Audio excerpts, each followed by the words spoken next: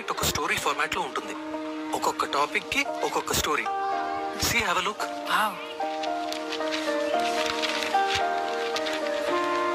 Vyas, this is amazing.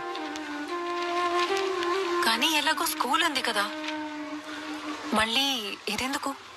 అంటే ఈ పుస్తకం ప్రతి స్కూల్లో ఉంటే వాళ్ళ ఎడ్యుకేషన్ సిస్టమ్ ఎలా ఉన్నా ఈ పుస్తకం వాళ్ళకి హెల్ప్ అవుతుందని. కానీ ఇది వాళ్ళ కరిక్యులంలో ఉండాలంటే స్టేట్ బోర్డ్ నుంచి అప్రూవల్ రావాలి. దానికోసమే వెయిటింగ్. అయిపోతుంది వ్యాస్.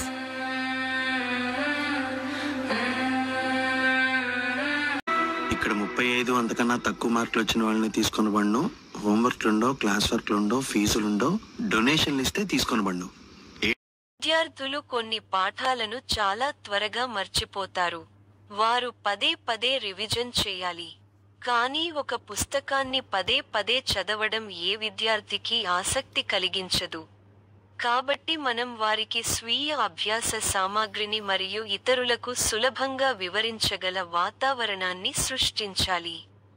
విద్యార్థులు తమ స్నేహితులందరి ముందు భావనను వివరించి, వారి జ్ఞానాన్ని పంచుకునే వాతావరణాన్ని మనం సృష్టించాలి. వాస్తవానికి పుస్తకాలు వ్యక్తులు చదవడానికి సిద్ధంగా ఉన్నాయి. చదవడం ద్వారా మనం 20 నుండి 30% జ్ఞానాన్ని మాత్రమే పొందగలమని మాకు తెలుసు. ఇతరులకు వివరించడం ద్వారా మనం 90% జ్ఞానాన్ని పొందగలం. పరిష్కారం: ఫ్లెక్సీ ప్రింటింగ్ మరియు జిరాక్స్ మెటీరియల్ను తీసుకెళ్లడానికి చిత్రాలు మరియు నిజ జీవిత ఉదాహరణలతో విద్యార్థులకు ఒక పేజీ స్వీయ అభ్యాస సామాగ్రిని రూపొందించడానికి మేము ప్రయత్నిస్తున్నాము.